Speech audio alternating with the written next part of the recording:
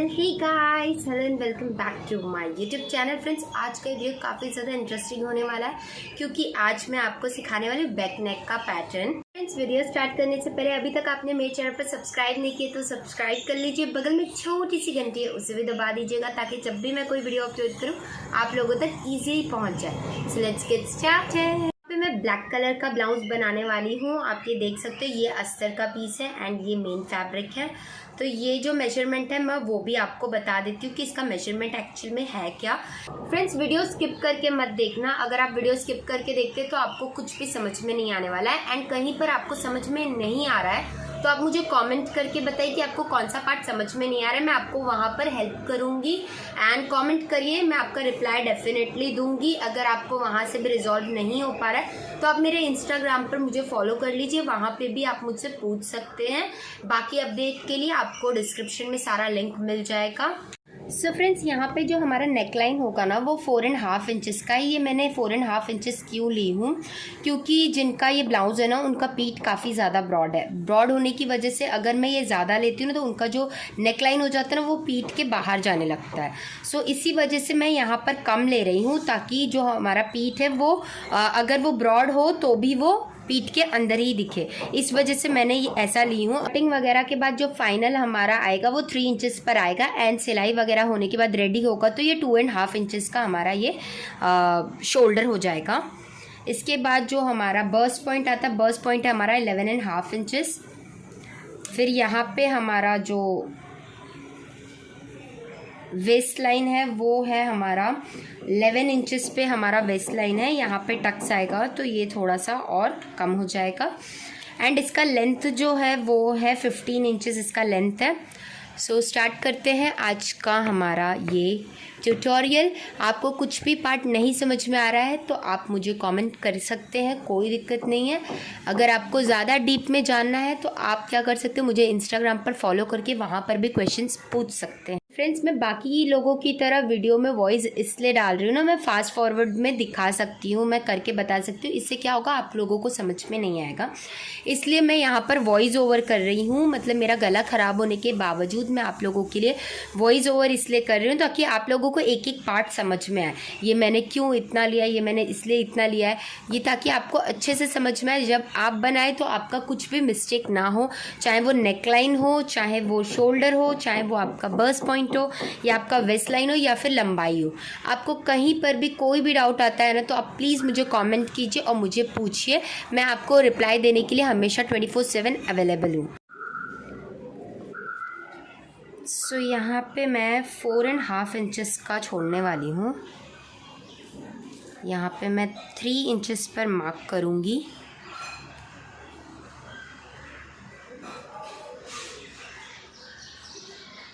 आप स्केल का हेल्प ले लीजिए एंड यहाँ पे मैं जो मार्क करने वाली हूँ 3 इंचेस छोड़कर मैं बाकी पॉइंट पे मार्क कर लूँगी। ऑब्वियसली 1 इंचेस ही हो रहा है बट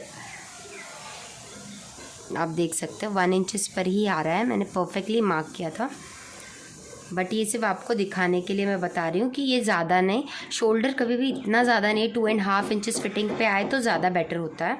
एंड देन इस पार्ट को हम ड्रॉ कर लेंगे। आप स्केल का मदद ले सकते हैं, मैं यहाँ पर स्केल का मदद नहीं ले रही हूँ।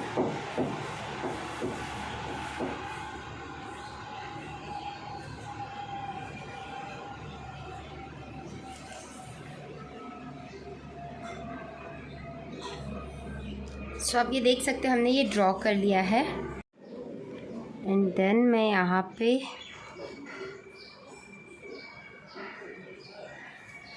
इस तरीके से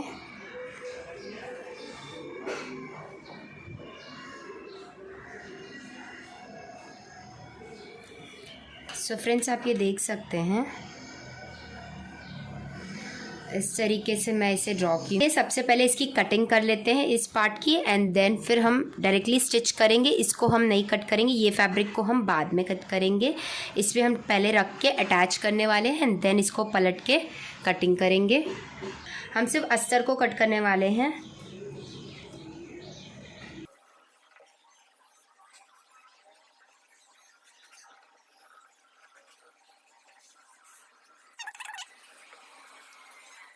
नेक आप देख सकते हैं कितना परफेक्ट आ रहा है। अब मैं जब ये स्टिच करूँगी ना तब आपको इसका लुक दिखेगा। सो फ्रेंड्स, यहाँ पे बीच में आप एक पिन वगैरह कुछ भी लगा सकते हो ताकि ये पॉइंट आपका हिले नहीं।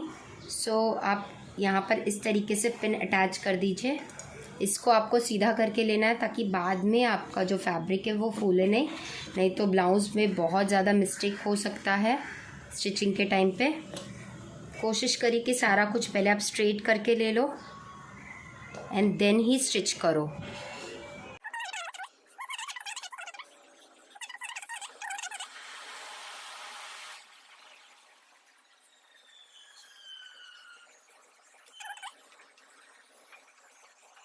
कितना परफेक्ट शेप आया है। अब हम इस पर सिलाई करेंगे एंड देन यहाँ पर भी हम एक सिलाई करेंगे एंड देन पलट के लेंगे दोनों को। यहाँ पे मैं कोई पट्टी जोड़ने वाली नहीं क्योंकि मुझे हेमिंग नहीं करना है, तो मैं इसे पलट के ही लेने वाली हूँ।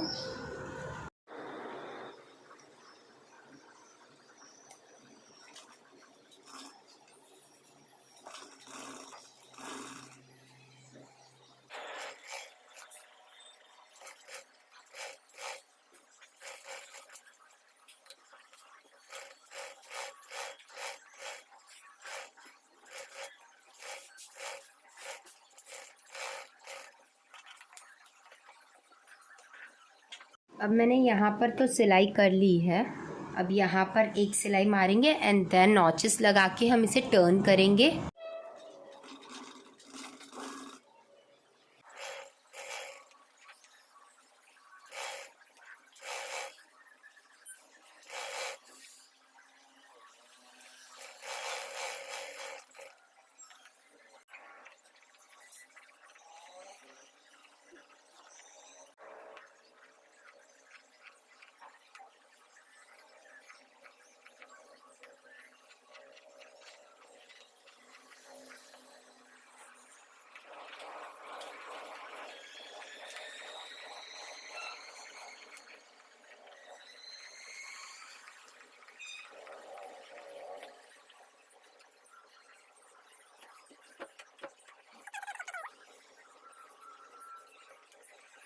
सो फ्रेंड्स, यहाँ पे मैंने 2 स्ट्रिप्स ले ली हूँ। ये ब्लाउज़ की साड़ी में ही था, मतलब जो ब्लाउज़ का स्लीव्स था उसके लिए ही दिया था, बट मैं यहाँ पर जो स्लीव्स के इसमें इस तरीके का आगे और पीछे दिया था, इस तरीके का दिया था।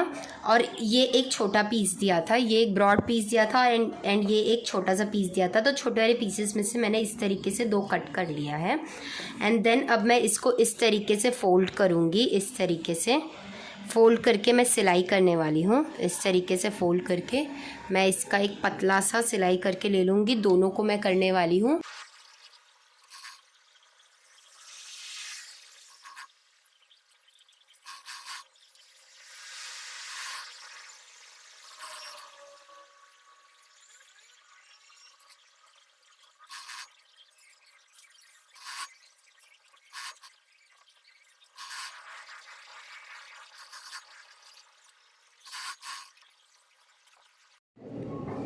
यहाँ पे मैंने एक पेपर ले लिया है। आप नॉर्मल कोई भी पेपर ले सकते हैं, न्यूज़पेपर या कुछ भी। मेरे पास न्यूज़पेपर नहीं था इसलिए मैंने वाइट ड्राइंग पेपर लिया है एंड एज़ यूजुअल ये जैसा है वैसे ही मैं इसे बना लूँगी। अब मैं यहाँ पर नेक के अंदर इस तरीके से राउंड शेप दूँगी।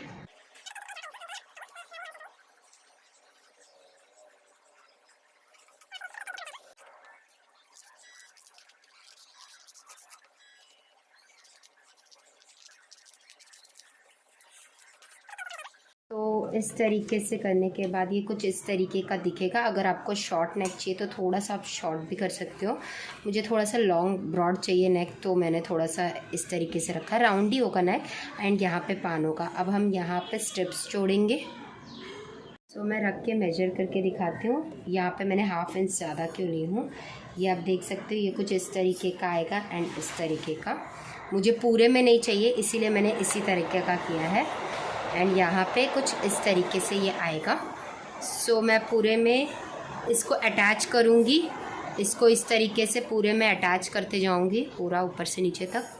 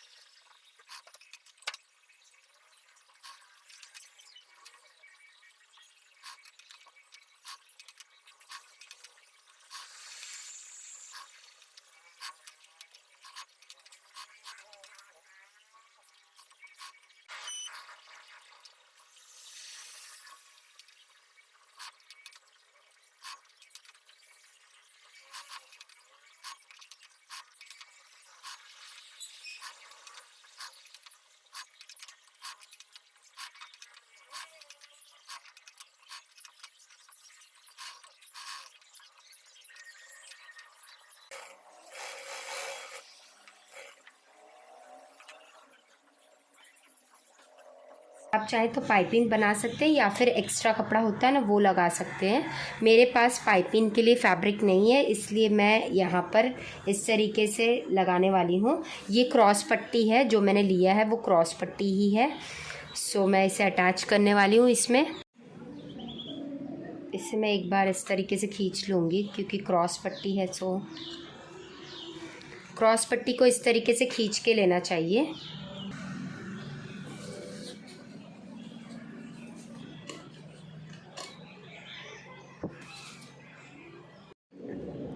सो फ्रेंड्स, यहाँ पे मैंने क्रॉस पट्टी अटैच कर लिया है। सॉरी फ्रेंड्स, वो वीडियो रिकॉर्ड नहीं हुआ। मैंने क्रॉस पट्टी इस तरीके से पुल करते हुए पूरे में लगा लिया है इस तरीके से। एंड देन इसे मैं इस तरीके से फोल्ड आउट करूँगी एंड देन अंदर एक इस तरीके से आप चाहें तो हेमिंग कर सकते हैं या फिर आप चाहें तो डायरेक्टली सिलाई पाइपिंग की तरह भी सिलाई मार सकते हैं। क्योंकि ये अस्तर इसलिए मैं पाइपिंग नहीं बनाऊंगी। मैं इस तरीके से इसको फोल्ड करके ले लूँगी इस तरीके से। अब मैंने एक्स्ट्रा पेपर जो ये साइड का था वो निकाल लिया है। अब मैं इस तरीके से फोल्ड करके इस तरीके से करके इस पर एक सिलाई चलाऊँगी। सबसे पहले मैं इस तरीके से मोड़ लेती हूँ।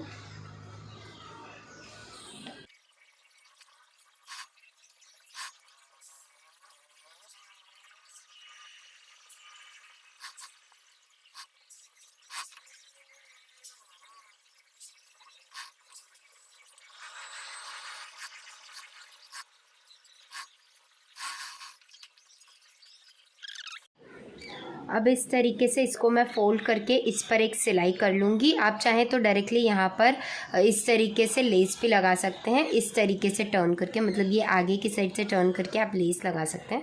बट मैं इस तरीके से इसे कर लूँगी एंड इस पर एक सिलाई चला लूँगी।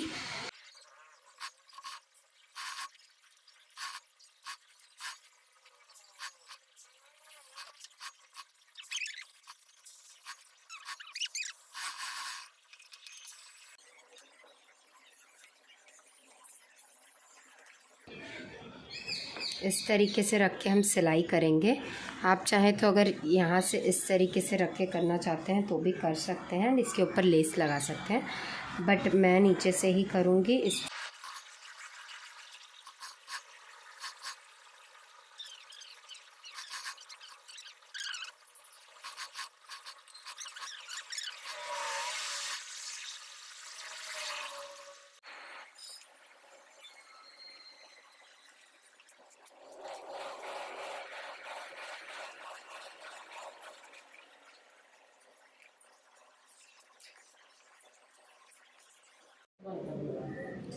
ये वाला जो पतला सा एकदम लेस है, ये एक लेस था जिसको मैंने एक लेस था, इसको मैंने कट करके इसमें से 2 कर दी हूँ। ये जो पतला वाला पीस है वो मैं सबसे पहले इस तरीके से ऊपर लगाऊंगी ताकि एकदम पतला सा गोल्डन सा शेड दिखे। एंड इसके बाद मैं इसको ऊपर से इस तरीके से अटैच करूँगी। तो सबसे पहले मैं इसको अटैच करूँगी।